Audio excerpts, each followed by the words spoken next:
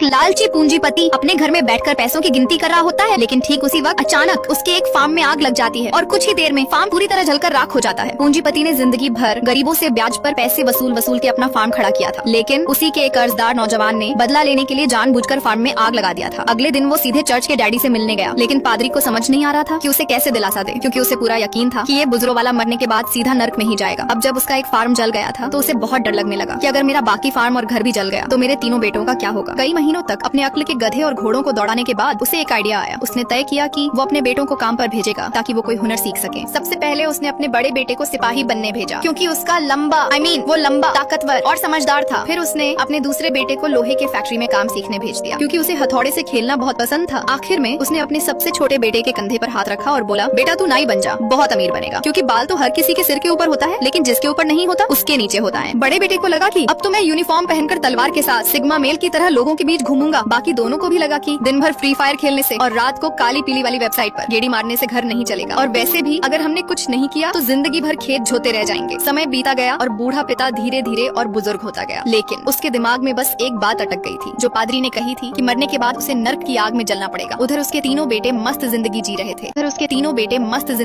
थे। सिपाही दिन भर LGBTQ कम्युनिटी वालों के साथ गाने गाता और नाचता रहता, और बाकी दोनों भाई दिन भर बिल्ली मारते और अपना बॉडी काउंट बढ़ाते थे। लेकिन तभी अचानक तीनों बेटों को अपने पिता का खत मिला। पिता ने लिखा था कि अब उसके पास बहुत कम समय बचा है, इसलिए वो चाहता है कि तीनों तुरंत से पहले वापस घर लौट आए ताकि वो धन का बंटवारा कर सके। खबर मिलते ही तीनों बेटे दौड़ते हुए सीधा अपने पिता के बिस्तर तक पहुंच गए और सोचने लगे कि अब बंटवारा होगा और उन्हें ढेर सारी दौलत मिलेगी। तभी पिता ने बड़े बेटे से पूछा, क्यों रे, सेना में तेरा काम कैसा चल रहा है? बेटा गर्व से बोला, अरे पापा पूछो मत, मुझसे अच्छा सिपाही तो कोई है ही नहीं। अभी कुछ दिन पहले गणतंत्र दिवस के परेड की तैयारी चल रही थी, तभी अचानक से भयंकर बारिश शुरू हो गई। सब भीगने लगे, लेकिन मैं बिल्कुल नहीं भीगा, क्योंकि मैंने अपने तलवार से सारे पानी को एक पल में हटा दिया। पिता बहुत खुश हुआ। फिर उसने अपने दूसरे बेटे से पूछा, तुमने लोहे की फैक्ट्री में क्या सीखा? दूसरा बेटा भी बड़े भाई की तरह घमंड से बोला, पापा मेरी फैक्ट्री जैसी तो दुनिया में कोई फैक्ट्री ही नहीं है। अभी कल ही एक 4 घोड़ों वाली बग्घी वहाँ से गुजरी। मालिक ने चिल्लाकर कहा, मुझे घोड़ों के नाल बदलवाने हैं, लेकिन मेरे पास रुकने का टाइम नहीं है। मेरे उस्ताद ने तो सुनते ही मना कर दिया, लेकिन फिर मैंने कहा, ऐसे कैसे बेन स्टोक्स। मैं सीधा घोड़ों के पीछे दौड़ा और दौड़ते दौड़ते ही सारे घोड़ों के नाल को बदल दिया, और हाँ, बग्घी एक पल के लिए भी रुकने नहीं दिया। अब बारी थी तीसरे बेटे की। वो बोला, पापा मैं तो सीधा डोनाल्ड ट्रंप का बाल काटता हूँ, और कल तो मैंने एक दौड़ते हुए खरगोश का बाल काट दिया। बेटों की बातें सुनकर पिता बोला, तुम सब तो बड़े काबिल निकले। अब जब तुम लोग खुद कमाने लायक बन चुके हो तो तुम्हें मेरी दौलत की क्या जरूरत। अब तो मैं इन पैसों से अपना पाप उतारूंगा। फिर उसने फौरन पादरी को बुलाया और सारा पैसा पादरी को सौंप दिया ताकि वो गरीबों को थाईलैंड घुमा सके। वैसे पिता की जगह आप होते तो क्या करते?